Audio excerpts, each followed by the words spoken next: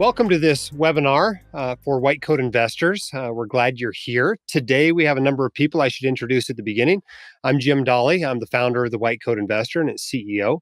With me today is Brett Stevens. He is our COO. If you have been working with us in the real estate space for long, you know of Brett. He sends you lots of emails, and he'll be with us today on the webinar as well. We have two very special guests here today. We have Chris Funk and we have Jim Shields. They are principals with Southern Impression Homes, as well as subsidiaries, including Jax Wealth Investments, which is how we're going to mostly refer to the company today is Jax. And if you want to learn more about Jax as you watch this webinar, you can pull it up at whitecoatinvestor.com/Jax, Jax. But what we're going to be doing today is Jim is going to be presenting, as well as Chris is going to be presenting some slides, telling us about their company as well as their investment opportunities. And then we're going to have a question and answer period and try to answer all those questions that you could possibly have about the company if you're interested in investing. And again, if you need more information or if you're ready to invest, you can go to whitecoatinvestor.com/Jax. All right, let me turn the time over to you, Chris and Jim, and let you tell us a little bit more about yourselves as well as the company and the investment opportunities. Great. Thanks for having us, Jim. Thanks. Good to see you again, Brett. It was a pleasure having you out in the Florida market with us. My name is Jim Shields and my partner, Chris Funk. It's a pleasure to be here with you today. We've heard incredible things about White Coat and looking forward to showing you about our build-to-rent venture. Chris is going to be on the slides today. We're in separate places, so he'll be moving the slides. Chris, if you want to move that slide. We are, at this point, one of the number one build-to-rent ventures in the U.S. It came through a lot of hard work.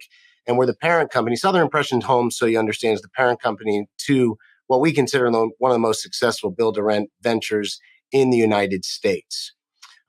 Next slide, Chris. And what we specialize in, individual investors building successful rental portfolios in high-growth, landlord-friendly markets. Our main focus is Florida. Next slide, Chris. And we focus on new construction. This is desirable neighborhoods, maximize landlord profits, better inventory, less tenant turnover, lower maintenance and repairs, and a better overall growth strategy for both rents and values. Click that one, Chris. And then it's full service, acquisition, building, construction, property management, and ongoing client support and education. Just so you know, this was founded by Chris and his father. And I came on as a partner. We've done over 8,000 transactions together. The company right now, we've done team building of 14 successful JV funds and registered funds over the last 10 years, with net investors showing IRR ranges from 11% to 28% for passive investors. In 2021, we did over 130 million in sales for new construction, and we're on track to complete 900 units new construction in 2022. And we've created approximately over 110 million in equity for our investors through property ownership and over 26 million in annual recurring rental revenue. And I think it's important for you guys to know where we came from. Most clients come to Southern Impression Homes. They were looking for an alternative to the stock market for cash flow, real estate appreciation, a great hedge against inflation. And the way we're able to do this is Chris, myself and his father actually started in the bulk foreclosure game. We had always done bulk foreclosures. Rehabs were the way we went. And after doing bulk foreclosures with some of the biggest institutions and hedge funds in the world, Blackstone, Americans Home for Rent, we changed our business model years back from working with the institutions to working in not only new construction instead of old rehab fixer-uppers, but new construction along with individual investors. And this gave us the ability to do a lot of things. This was a unique platform because people usually to the size of our building company were only wanting to cater to the larger institutions, but we wanted to work with individual busy professionals and get them better returns than the Wall Street institutions were getting. And we do that because we use our collective buying power, the collective buying power and our managing efficiencies for the scale we do. By doing this scale and doing it with individual investors, we increased our volume and success a lot more than most build-to-rent ventures out there. And something we actually learned was working with individual investors, our building lines with our banks actually saw us as a lower risk for doing build to rent than working with the large institutions. And that benefits everyone involved, including white coat investors now. We focus, as you see on the slide here, in new construction high growth markets. That's Jacksonville, Ocala, Cape Coral, Palm Coast, Citrus Springs, Inverness, Fort Myers, Englewood, Punta Gorda, Port Charlotte, Lehigh Acres. Those are all Southwest Florida, and also moving into Palm Bay and Homosassa. There's a couple of things we look for high growth. First is economic growth. Are there jobs moving there? What is the family income compared to what prices of properties are? The next thing we look for on the next slide is population growth. We don't want to build property where there's not extreme population growth. And I think a lot of you know, Florida has had just that, extreme growth through the pandemic especially. The third thing that we look for is affordability. I'll talk about that a little bit today, but like some of our major markets here in Florida, the median value compared to some of competitor markets out near the West Coast, like in Utah or Idaho, are $300,000 more, the median price, than what we are building here in Florida. So that affordability brings about cash flow and also a better safety score for investors like white coat investors. The fourth thing that we always look for is desirability. Something's got to be drawing people to the area. When Chris and I first started this, we were really looking at the baby boomer migration. Not that baby boomers were living in our houses, but they were creating jobs in these areas for people that worked in these industries to live there. The pandemic, as tragic as it was and hard as it was, really put a shining light on Florida. So the desirability of Florida has only grown through this. And then the fifth thing that we look for, obviously, as a builder, is healthy supply and demand. You don't want to be building where the population isn't growing. So, for example, before the pandemic even started, Southwest Florida, the main municipality near Fort Myers, released to Chris and I a report. And it showed that we were already 3 years behind on needed rental inventory before the pandemic even started. So we like to have that wind at our back. So wherever we go with our investors, we want to go in an area that obviously has a very healthy supply and demand in our favor. Next slide on that, Chris. So Panther Creek, we figured the best thing to do is say, well, what does a build to rent community look like? Let's see something in action. So Chris, do you want to take over and just kind of explain to everyone out there what we're looking at and a little bit about the build to rent model overall? Yeah, sure. So this is Panther Creek. This is an 800 lot community that we developed here in Jacksonville, Florida. And actually, Brett, this is one of the properties you toured when you came out here to check on us and vet us out. So I don't know if you want to say a few words here. Absolutely. We walked through a number of homes in this community, and actually I think drove almost every street and kind of checked it out, and it was impressive both in scale and in quality of homes. So I enjoyed, especially coming from a building perspective, walking through a number of those properties, and was impressed. They're great. I appreciate that. Yeah. So this community is one where we did a hybrid between retail home sales and build for rent sales. So right now we're traveling down one of the roads. This was actually one of the build for rent pockets here. And then you'll see as the camera pans out, there's quite a few home builders in there. So we sold lots to KB Home, Richmond American Homes, Ryan Homes, and Drees Homes. Those are all national brands that you'll probably recognize. So in addition to what we built, we sold lots to these other national home builders that sold retail homes. And the beauty of that for our clients is, you've got a good mix of the rental and retail home buyer within that community. And this is one where we've got multiple phases that we're building our way through. So our clients, had the opportunity to get in much earlier into the community than say some of the home buyers that are getting in here at the end. I don't know if you saw earlier on, there was a big 27-acre pond that we're building back there. It's a 27 acres. I think you call that a lake at that point in time. It's actually, I think, the second largest lake in Jacksonville. But the point is we're still developing that out, which has plenty of time for prices to continue to increase while the community is finishing up. So this is, like I said, one of our larger ones. It's 800 lots. We do everything between 20 lot communities and 800 lot communities. Well, a couple of advantages too. When you see this, why did we go from new construction? Again, because Chris and I wore the rehab badge on our on our chest for many and many years. But going from new construction, we learned a lot of things. There were a lot of advantages to going new construction. Now, it was a bigger barrier to entry to go from rehabbing old homes in volume to going ground up. But what we found overall really passed along to our investors that we worked with. The first thing is lower cost of insurance. I mean, when people say to us, it's funny, Chris and I, we have a lot of investors will come out of California or Utah and they'll say, oh, insurance though in Florida. And we kind of scratch our heads. And once we send them the quotes, they go, gosh, this isn't what we thought it would be. And we take that as a compliment because our insurance companies love our new construction homes. They're built in the right areas. Very, very few, if any, are built in flood areas. And the new construction home is a lot easier to get insurance on. Another thing that's a big advantage of new construction is the lower first-year property taxes. A lot of the times with our clients that buy that first year of the property, they will look and say, wait a minute, the property tax that you estimated is much, much, much, much lower. And that's because a lot of our owners for that first year of ownership, or at least a partial of that first year, is based on land value instead of full property value. So that's a nice thing for an extra cash flow boost as well with our new construction. Another thing with the new construction is lower cost of maintenance. There is something that, I don't know, Jim or Brett, if you've heard of it, we used to call it the 3-year curse. And let me tell you, the 3-year curse, you could do a new roof, new heating and cooling, new plumbing, update kitchens, baths, the whole nine.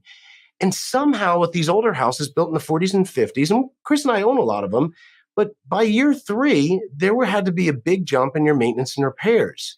And so when we went into this new construction model, we wanted to see if we could beat the 3-year curse. Now being 7 years in on new construction fully, we've not seen this 3-year curse come out in 7 years.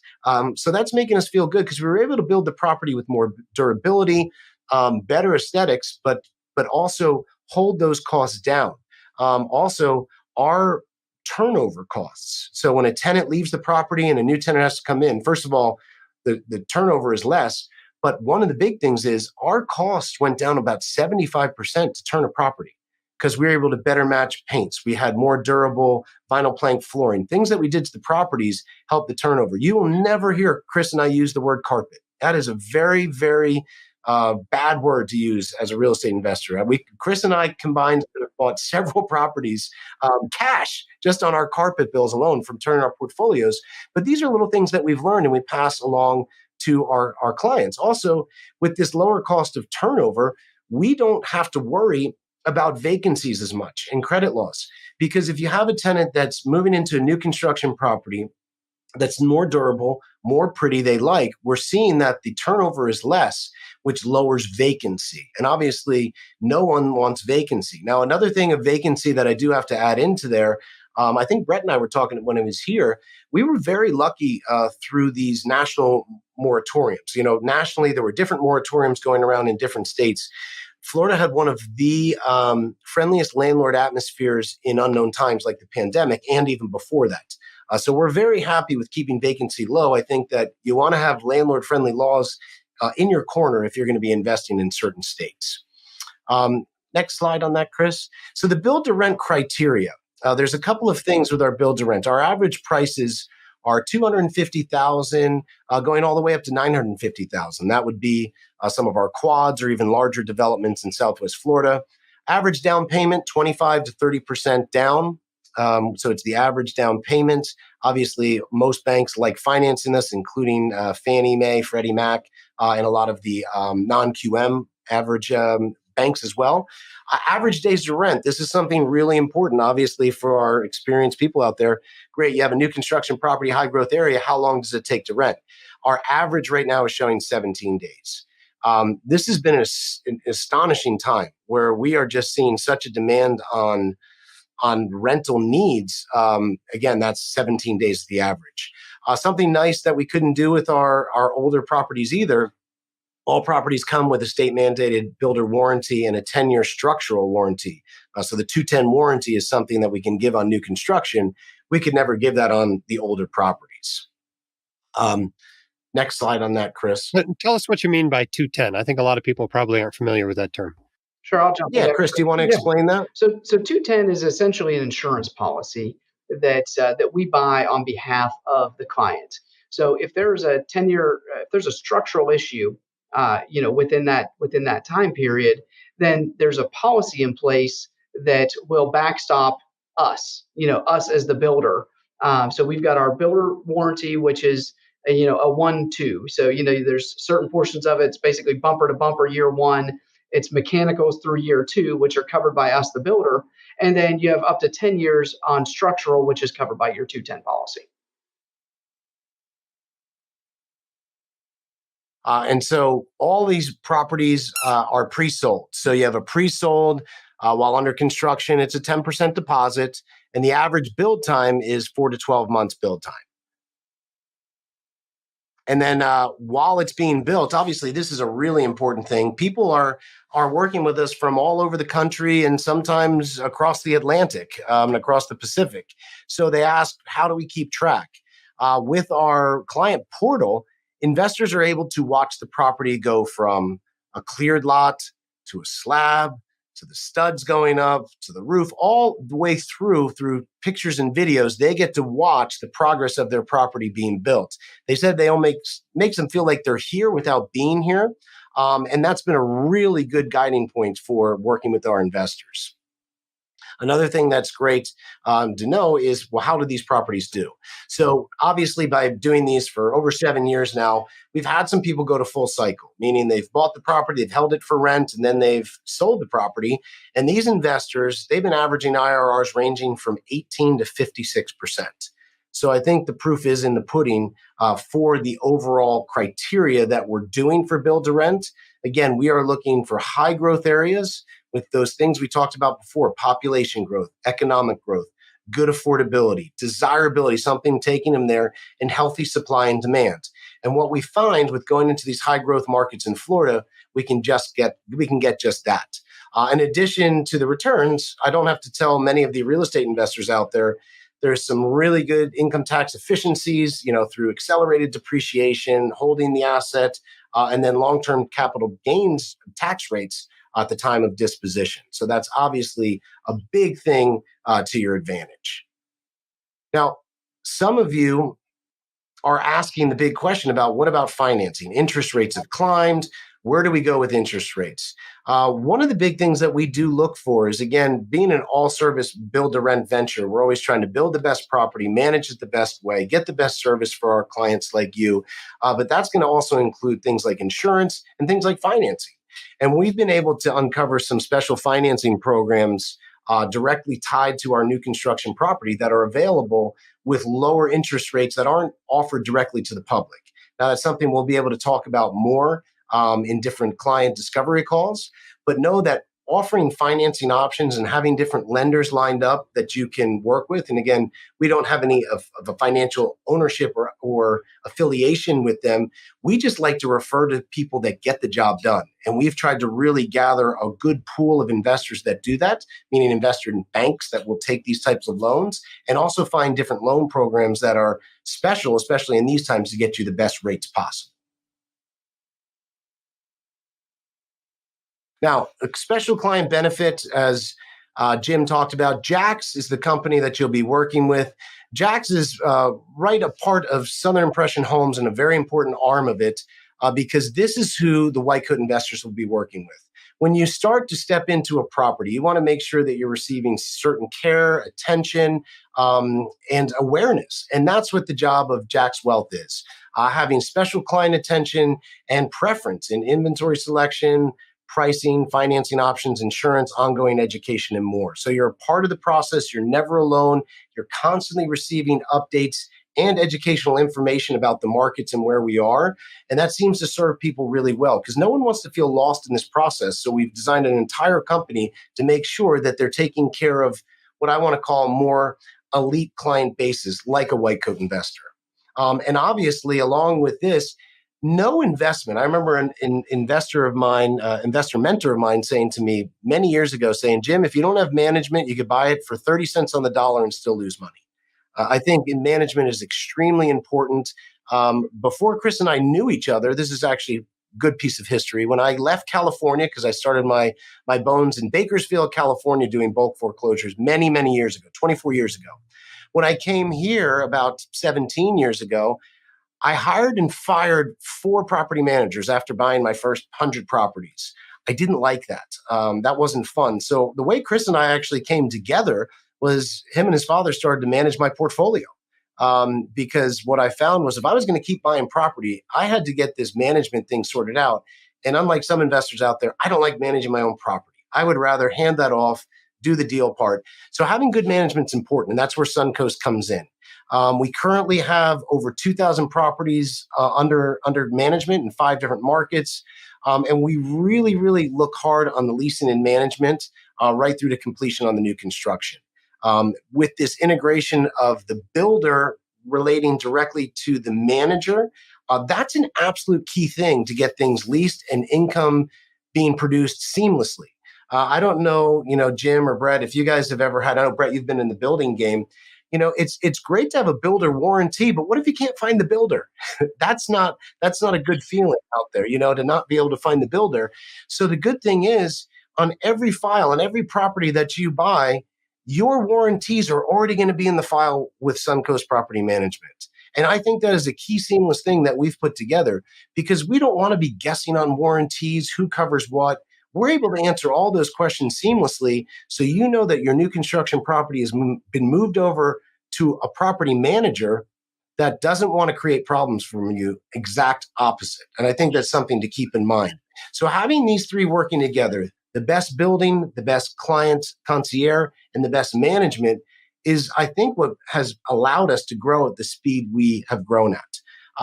And one of the things I think that is important to talk about, it's a wind at our back right now, is inflation. It's a big subject out there. I'm sure you guys are talking about it on all the white coat chat boards.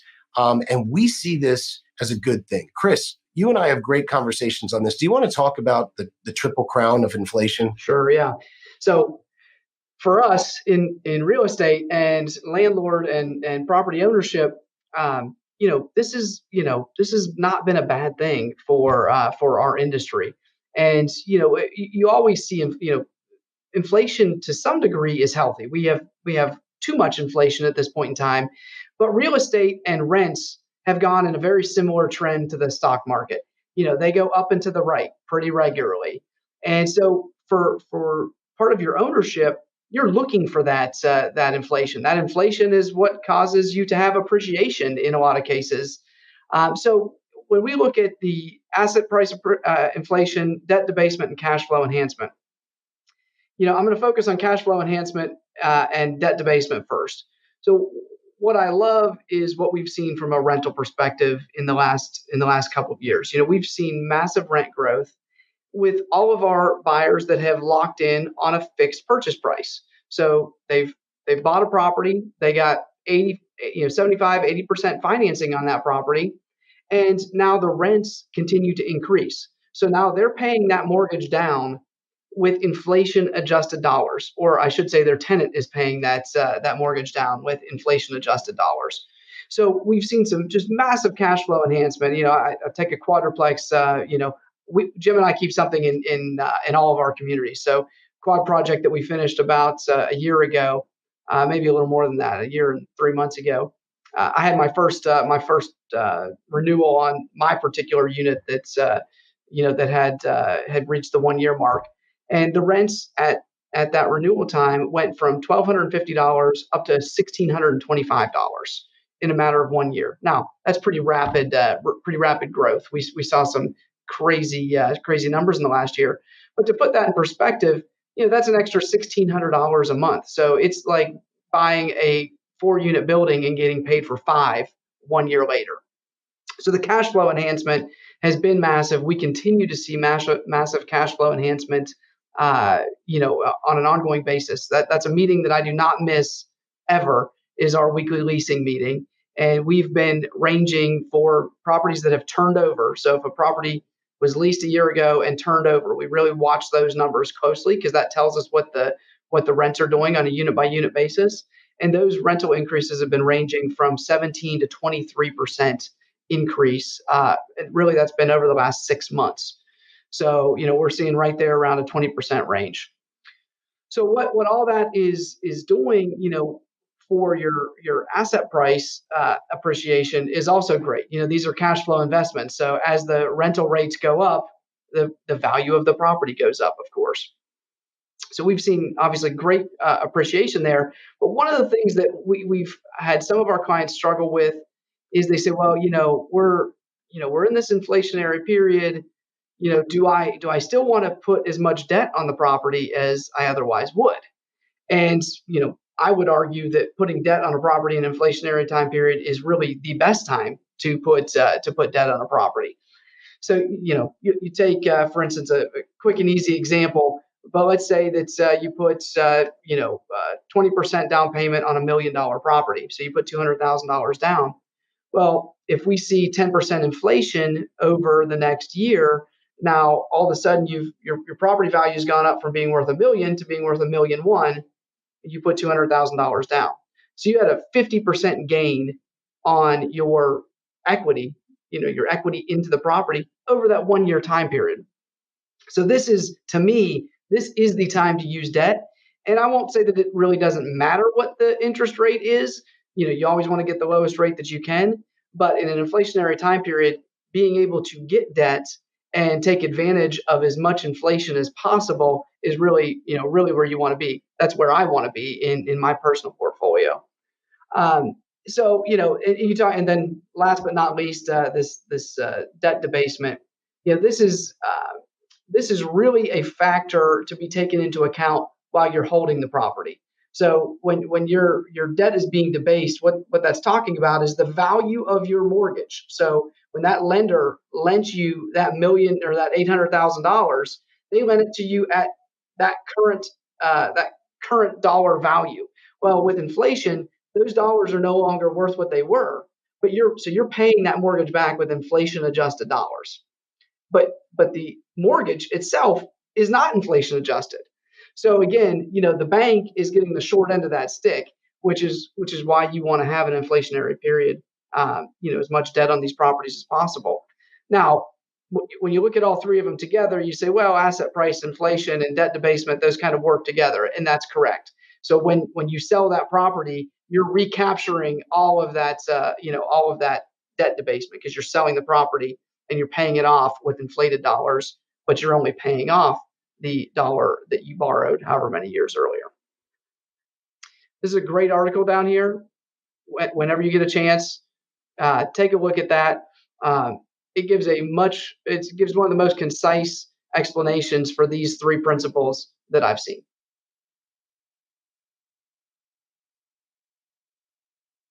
So overall, I think we get asked about inflation 15 times a day. No lie. And so we want to make sure you understand for certain things, I think inflation is really bad. Most of my mentors, again, that came out of the 70s of real estate, older guys now said inflation was their best friend. If you get in at the right time, if you fix your debt, inflation could be one of your best friends as a landlord. So we are actually looking forward to inflationary times and the fact that we're seeing here on all of those here in Florida. Chris, do you have the next slide?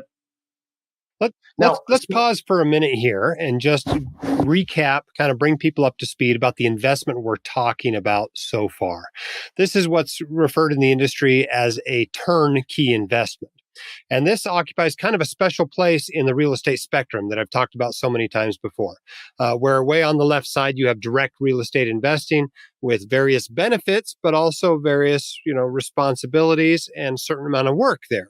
And on the far right side, of course, you have lots of passive real estate investments where you don't have as much control, but you have almost no work to put in. And a turnkey investment is kind of at the passive end of the direct part of that spectrum, in that you have control over the investment. You get to decide when you sell it. If you want to exchange it, a 1031 exchange to another property, you can do that. You can have some input into, what it rents for, et cetera. But at the same time, you've got somebody else doing the management. You've got someone else doing the building and the maintenance, and nobody's calling you for a 3 a.m. toilet call. And so you get a lot of the benefits of being on the passive side as well. So when you go into this investment, you own the home. And in this case, the home hasn't even been built yet. So you get to watch the home being built. Then they can put a tenant in it and can manage it for you. And you get to enjoy the benefits of direct property ownership, even though you live nowhere near Florida. And so that's kind of the investment we've talking about thus far. We're going to move here shortly into talking about other opportunities that are available through Jax. Perfect. Yeah. And so again, the high majority of our people do come to us to build portfolios. That's what we're best known for, Jim. That's where Brett came and was looking even for some stuff that he was working on. The new construction has really been an upgrade to an old game. There's been lots of things out there, including us, where we used to do it for some of the biggest hedge fund groups out there. And the new construction was a game changer, again, because we could pick better inventory, better placement, less headaches, less maintenance and repairs, less turnover. And that's pretty key for people, as you said, Jim, who want to stay on the passive end.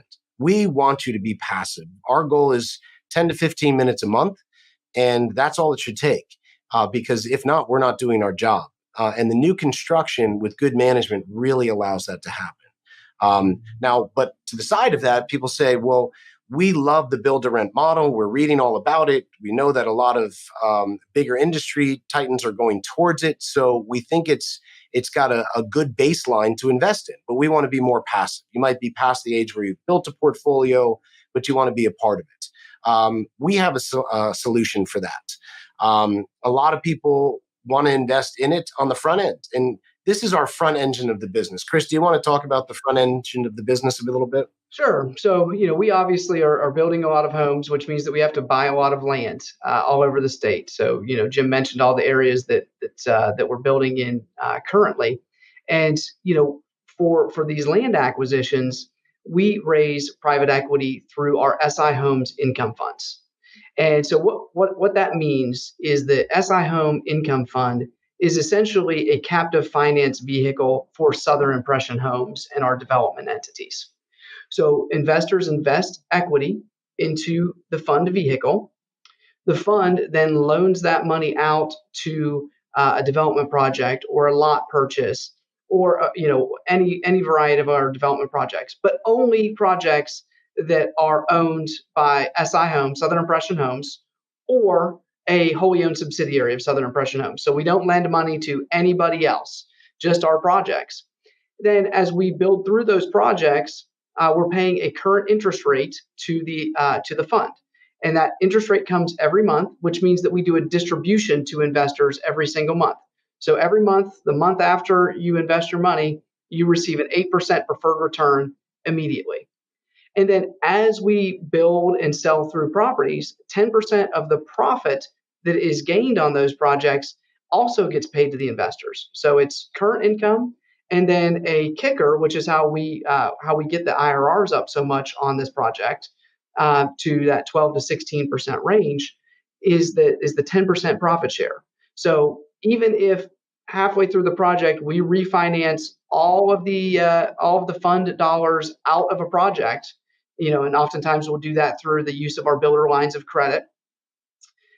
Still, because those fund dollars touched that investment, when that ultimate property sells, then 10% of that profit goes back to the fund. And when we are in the middle of that process and we're refinancing, the principal goes back to the fund along with the any interest.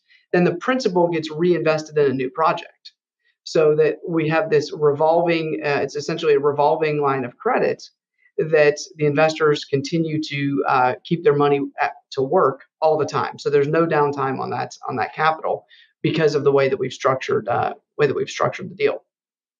And I think, Jim, did I miss anything on there?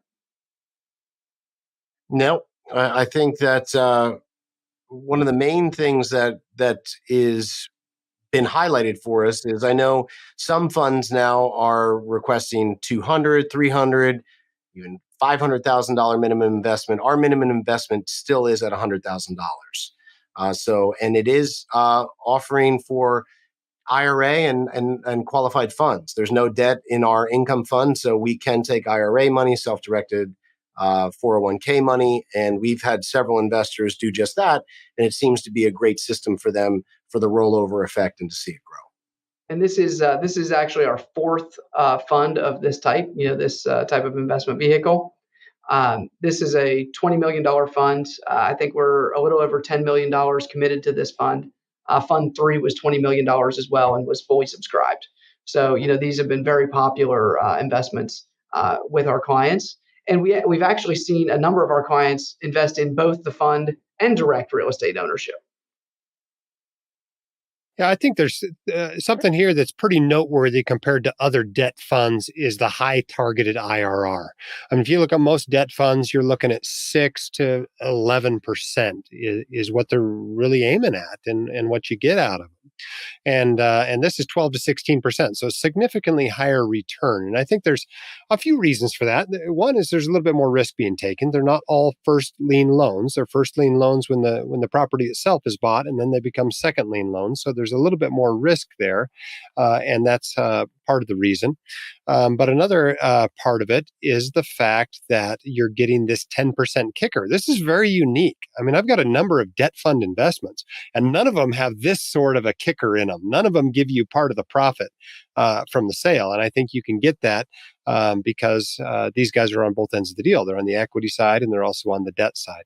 And then, of course, with the 5-year term, there's a little bit of an illiquidity premium there, right? Because your money's, there's some redemption options there, but the expectation is that you're going to invest for 5 years. And so you get a little bit of a premium for being willing to be illiquid. And in the end, instead of getting, 9 or 10% out of it, you may be looking at 12 to 16%. And so that's something I think a lot of people find attractive about this particular fund. Yeah, it's a great point. I'm glad you brought up the first and second mortgages.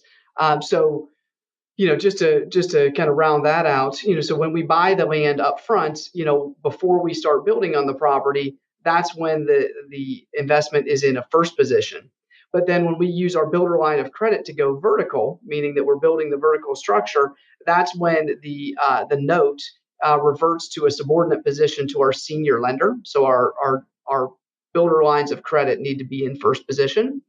And I think it's important to note that the vast majority of our builder lines of credit, we personally guarantee as well. So, this is not a situation where, we're not fully invested in the project.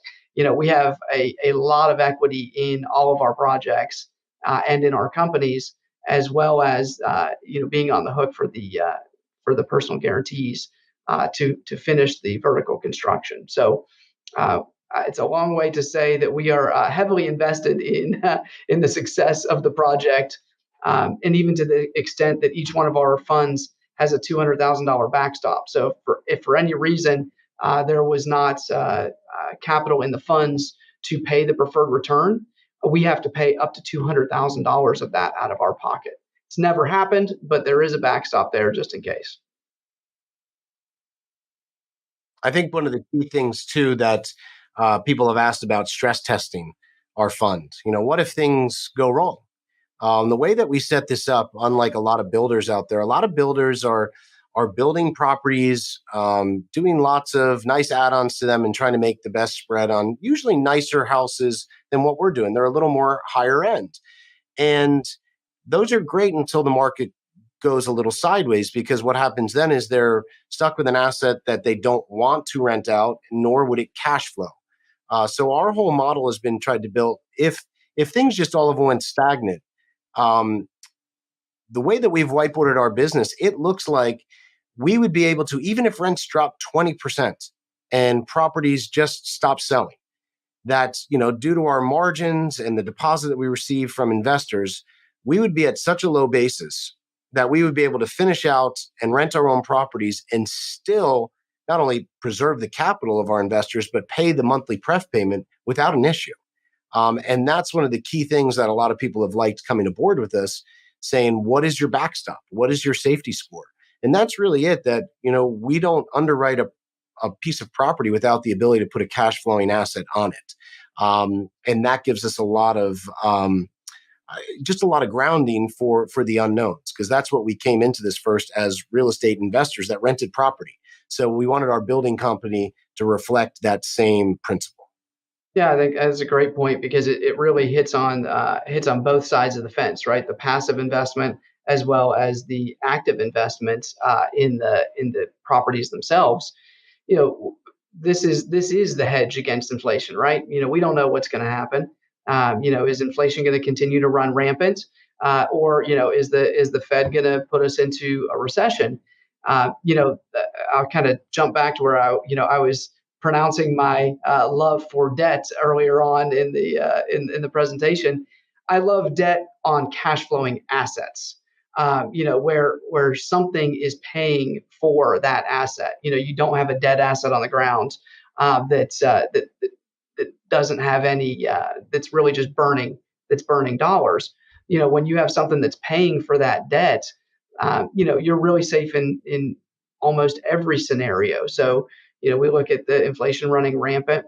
Okay, well, as a real estate owner, uh, that's not a bad thing. I love it. Has it bumped up interest rates? Yes.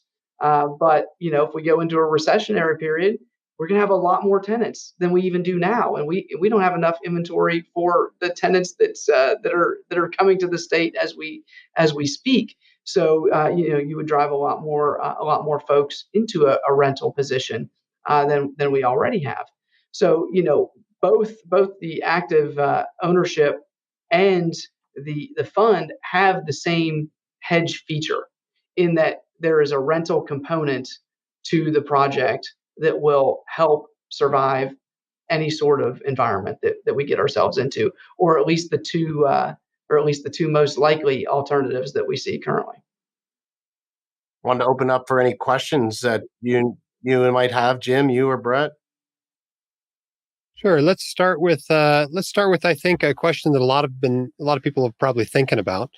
I mean, in this model you have, you're buying a lot and then the home gets built on it. It's new construction that comes with benefits in that you don't have to fix a bunch of stuff in the first few years, maybe 7+ years. The downside, of course, is there's no tenant in there the day after you buy the property. It's just an empty lot. How long does it take to build the homes on average? And is that new construction worth the wait? Yes. So average construction time, Jim, right now is 4 to 12 months.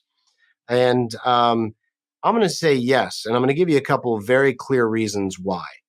First reason why is the 3-year curse. I explained that to you. The 3-year curse is something very, very important to understand. And it's something that we avoid. And it's something that you don't want to have as part of your portfolio. The new construction takes that away.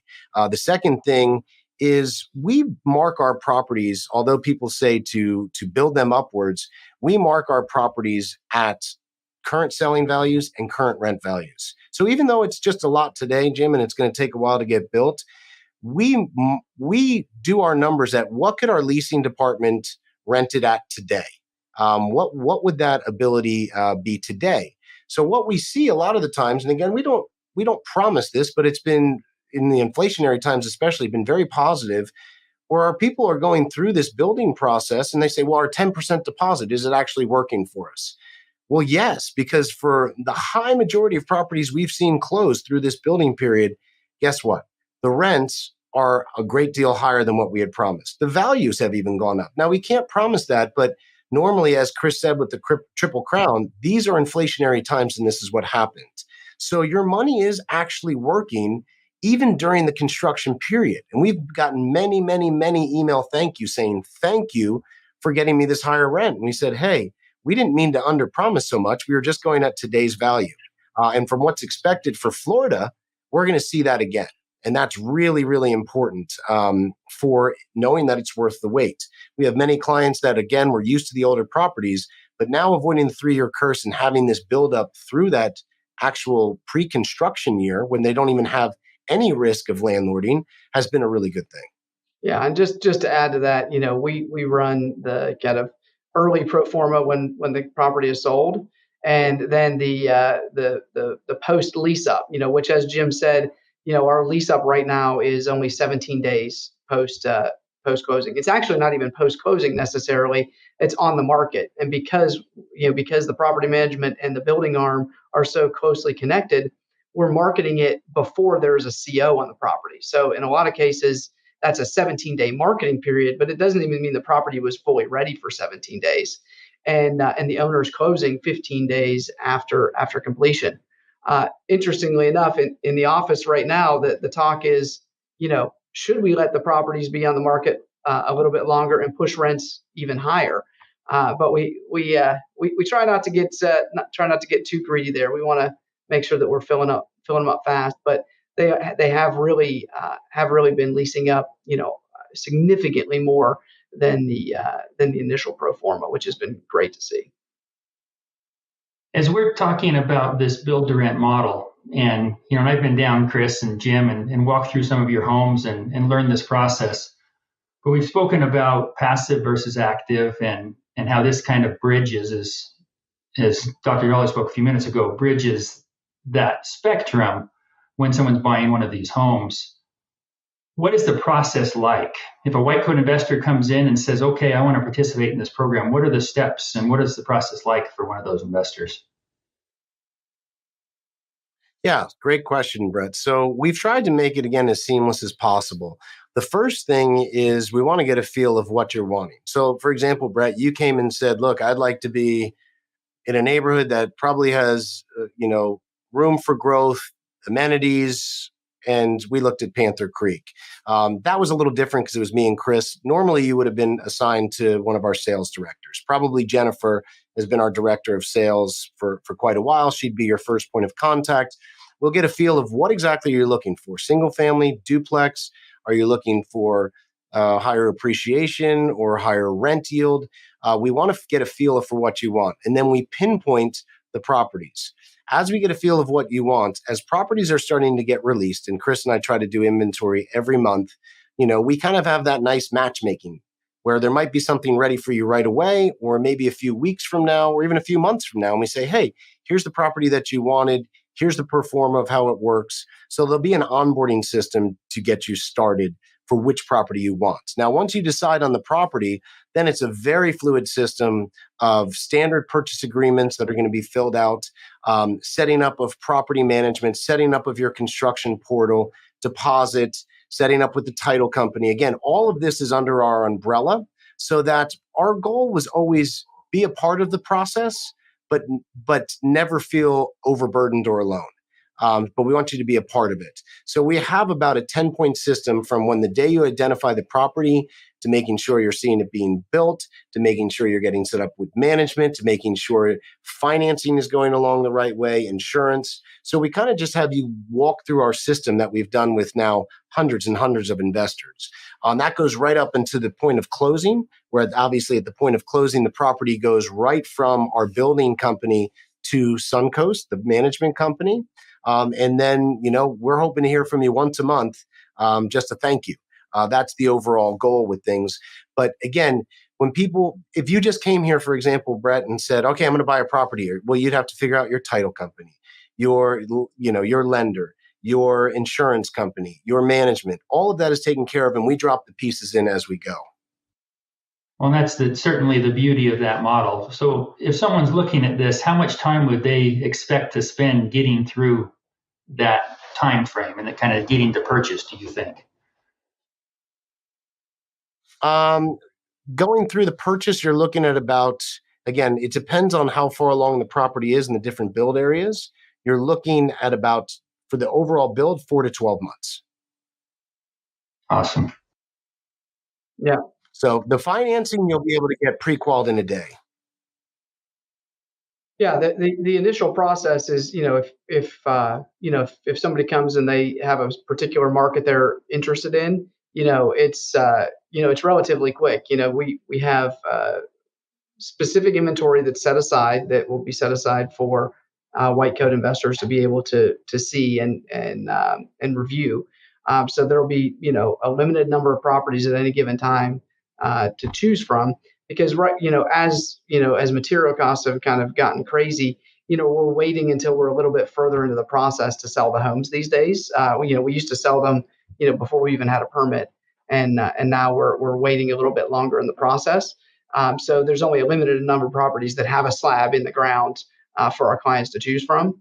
And so they choose the property, and then they can get through the entire process in as quick as a day. And by a day, I mean, a few hours and, spread out over a few days period. Excellent. Let's talk a little bit about Florida. All these investments are in Florida. Florida has a couple of huge things going for it. One is just the general trend we've had for the last few decades where people are moving from the Northeast and the Midwest into the Sun Belt, providing kind of a tailwind for investment values there. But also, it's a tax-free state. So somebody who lives in Texas and wants to invest somewhere else, if they come to Utah, they're going to be paying 5% tax on their income out of property in Utah. In Florida, that tax is not going to be present. So a couple of great things there. But what are you seeing for the Florida market for the next 5 years? Well, we're seeing massive population growth. It's been unbelievable what we've seen from a influx of people. Florida pre-COVID was seeing about 1,000 people a day coming to the state.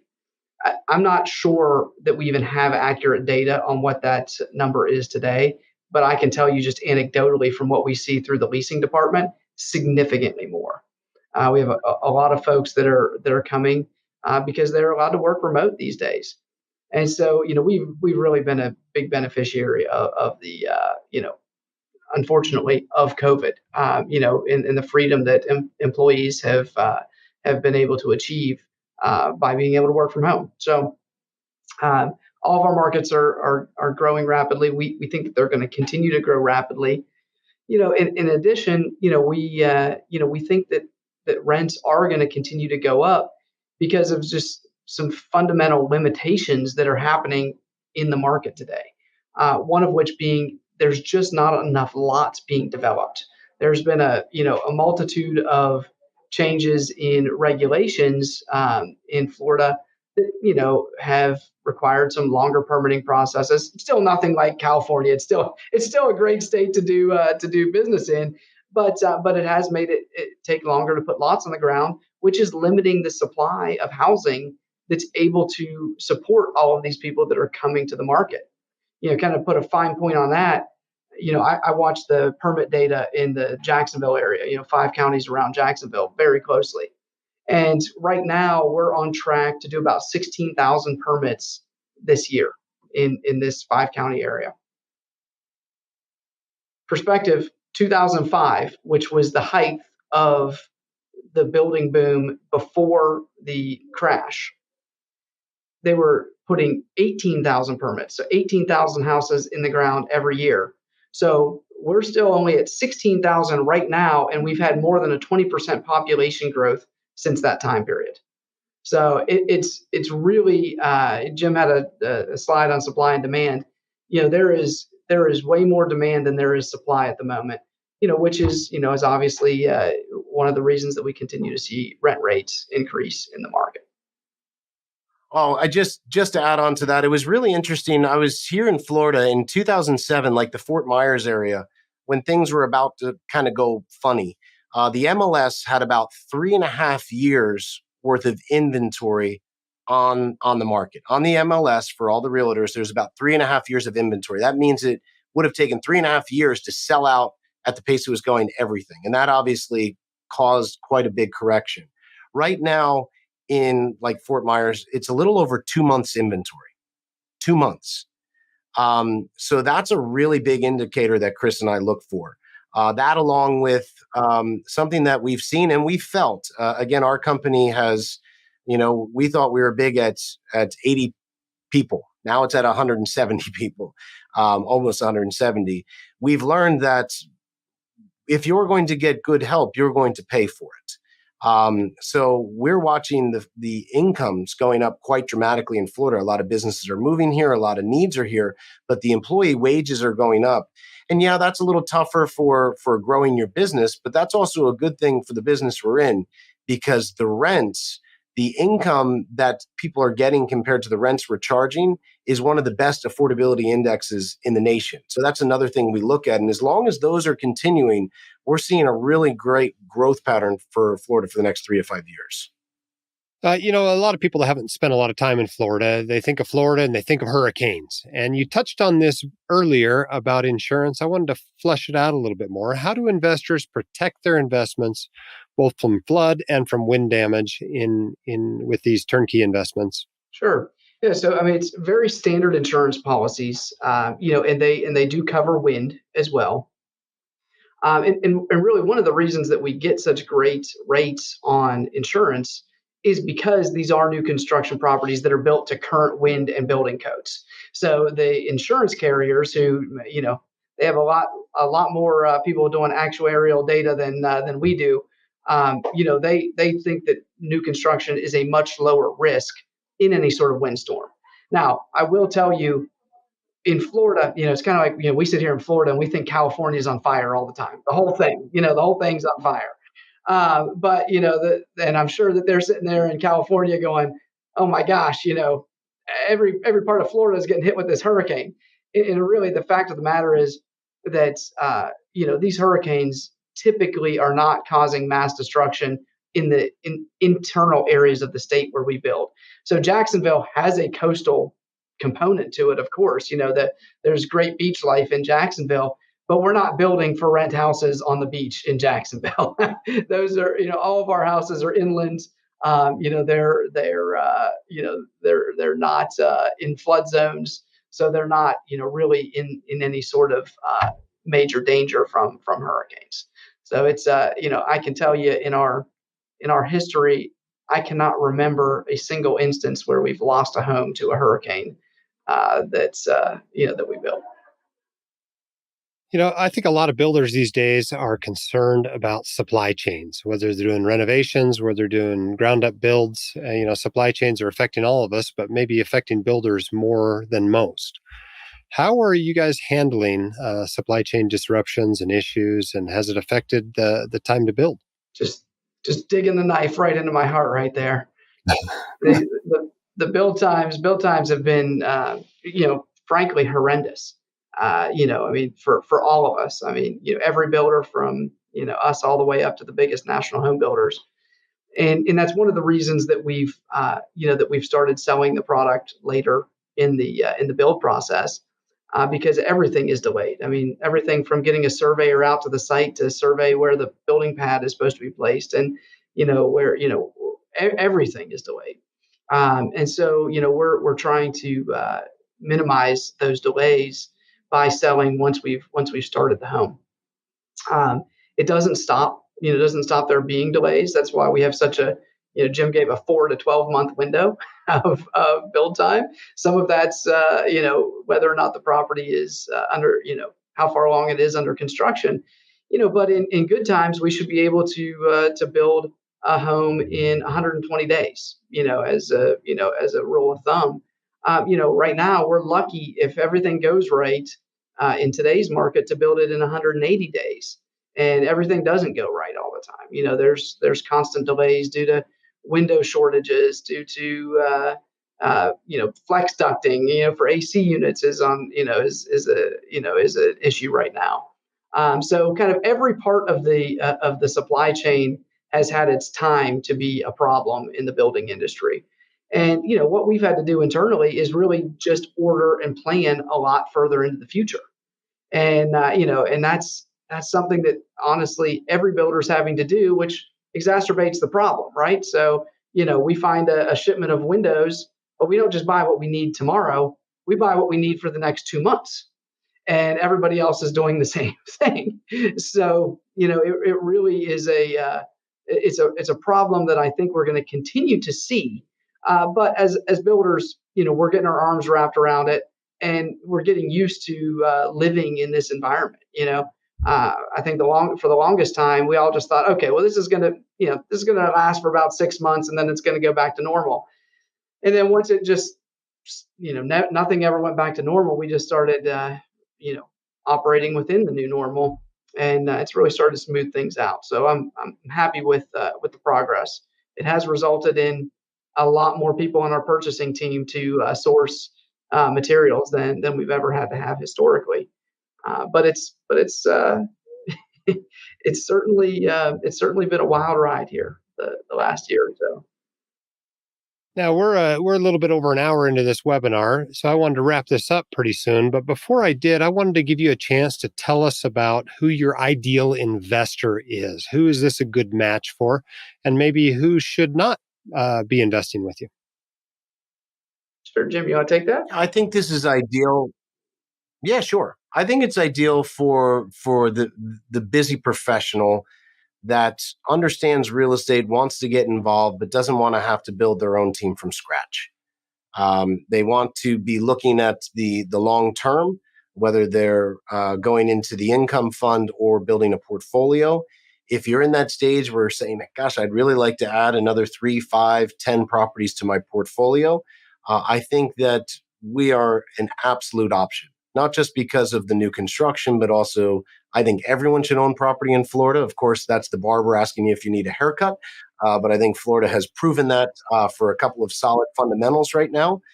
So I think we're for the person that doesn't want to be picking the paint colors for themselves and doing side work on the weekends.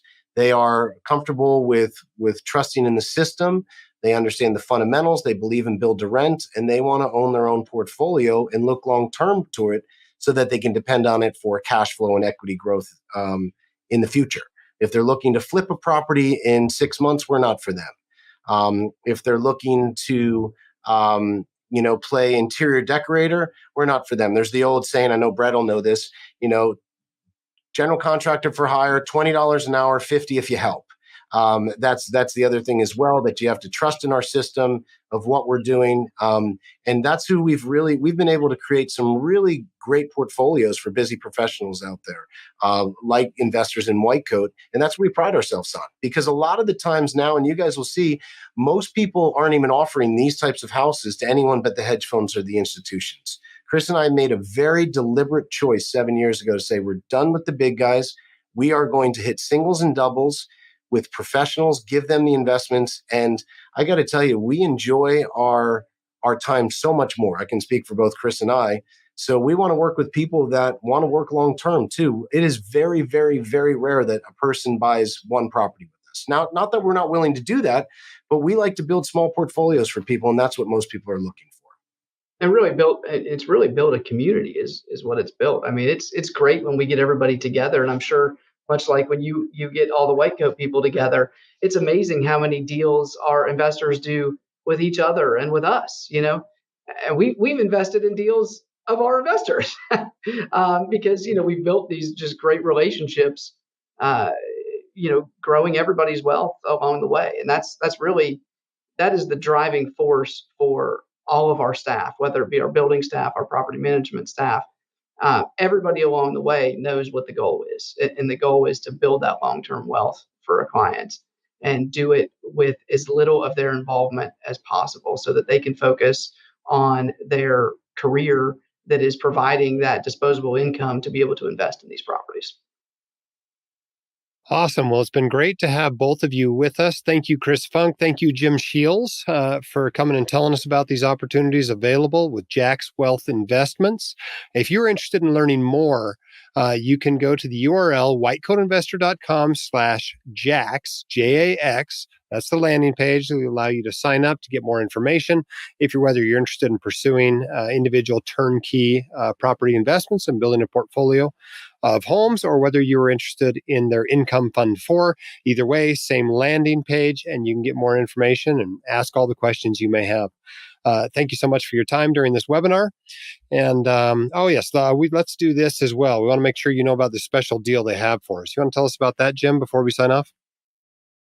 Yeah, so every white coat investor will receive $500 in closing costs to help give them an additional support to get into their first property, and that will be for each property that they do buy.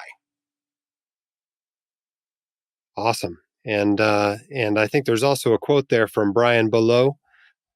Yeah. We're a big fan let's of share that with them as well. IPR Economics is someone Chris and I have followed for a long time. When I listen to them, I've made money. When I haven't, I haven't. And they have this great saying that soon there will be 1 billion more people on the planet. 100 million of them will be in the United States alone, and they're going to require shelter. Brian says you can choose to be a part of that supply chain that eventually becomes shelter for the individual or family, and sometimes it isn't any more complicated than that. That is one of the reasons, this quote right here, we started our build-to-rent venture all those years back, and it's seeming to play out true. So I think it's something everyone should consider. We should have started with that. Yeah, it's a great Great way to think about supply chains in a positive way. We've been talking about them in a negative way for the last 3 years. But, exactly. this is a chance to be part of a very necessary supply chain that, as you know, if you're living in an area like Salt Lake right now where there's a severe housing shortage, it's really a supply chain that needs to be beefed up, and you can be part of that, not only make a good return for yourself, but provide affordable housing for people who really need it. And Jim, White Coat Investor. Jim, I would add as well that, for White Coat Investor, I went out and spent a whole day with Chris and with Jim. And we walked through properties, we walked through subdivisions. I met most of their staff, which, as they said, is a lot of people. Met people in everything from acquisitions to maintenance to other departments. And we were impressed, which is the reason we're working with them and even personally looking at these opportunities. So it's a great team here. Yeah, it's a great endorsement. For those of you who may not know Brett as well, Brett is in his second career running White Coat Investor. His first career was as a general contractor by building high-end homes and renovating high-end homes. So he knows what he's talking about when he's looking at homes. He spent decades literally building them from the ground up. So it's a great endorsement, Brett. I appreciate that. And if you're interested in learning more about Jax Wealth Investments, go to whitecoatinvestor.com/Jax. Thanks for your time Thanks, today. everybody. The hosts of the White Coat Investor podcast are not licensed accountants, attorneys, or financial advisors. This podcast is free entertainment and information only. It should not be considered professional or personalized financial advice. You should consult the appropriate professional for specific advice relating to